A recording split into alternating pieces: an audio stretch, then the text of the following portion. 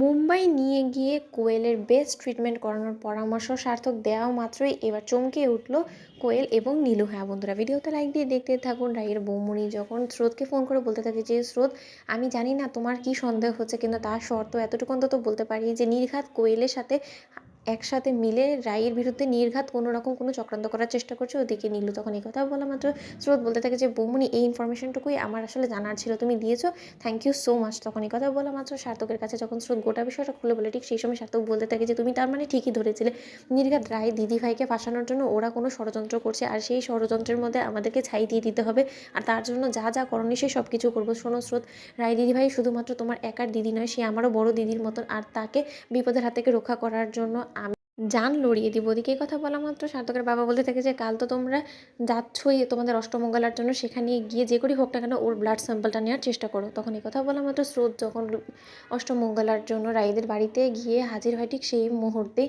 রাইয়ের সাথে দিয়া, কোয়েল ওদের সকলকে দেখে স্রোত বলতে থাকে যে শিকারি আমার হাতে সামনেই আছে, এবার শুধু শিকারিকে ঘপ করে ধরে ফেলার পালা। ওদিকে এই কথা বলা মাত্র সার্থক বলতে থাকে অনির্বাণকে যে অনির্বাণ দাদা ভাই, অনেকদিন বাদে আপনার সাথে দেখা হলো। আসলে আমি কোয়েলের কেসটা স্টাডি করে দেখেছি যে আমার কেন জানি না মনে হচ্ছে যে আমার খুব চেনাশোনা একটা হসপিটাল আছে, সেখানে মুম্বাই নিয়ে গিয়ে যদি ওকে একবার ট্রিটমেন্ট করানো হয় তাহলে আমার মনে হয় যে ওর যথাসাধ্য পরিমাণে খুব তাড়াতাড়ি রিকভার করতে পারে। কথা বলা মাত্র কোয়েল হঠাৎ করে উত্তেজিত হয়ে পড়ে আর বলতে থাকে যে না না সার্থক, তুমি সব কী সব বলছো বলো তো, মানছি যে তুমি ডক্টর, কিন্তু তা সত্ত্বেও তুমি এরকম করে বললে আমরা কি করে আশা রাখি বলো তো কলকাতা ডক্টরের উপরে, যেখানে কি না আমি খুব ভালো করে জানি যে যেখানে আমার জন্ম হয়েছে আমি সেখানেই যদি মরি তাহলে সবথেকে বেস্ট হবে। সেখানে আমি নিজে শহর ছেড়ে দূর শহরে কেন যেয়ে পড়ে থাকবো বলো, তার যাই হোক না কেন আমার সেই সময়টুকু আমি এখানেই থাকতে চাই। কথা বলা মাত্র নীলু বলতে থাকে যে সার্থক, তুমি শুধুই কেন নিজের নাক গলানোর চেষ্টা করছো বলো তো, ও যে ডক্টরের আন্ডারে আছে সেখানেই থাকুক না, যেখানেও কমফোর্টেবল সেখানেই থাকুক। তখন এই কথা বলা মাত্র হঠাৎ করেই স্রোতের শাড়ির যখন পিন ছুটে যায়, ঠিক সেই মুহূর্তেই সেই পিনটাকে লাগিয়ে দেওয়ার জন্য কোয়েলের কাছে ছুটে যায় স্রোত আর বলতে থাকে যে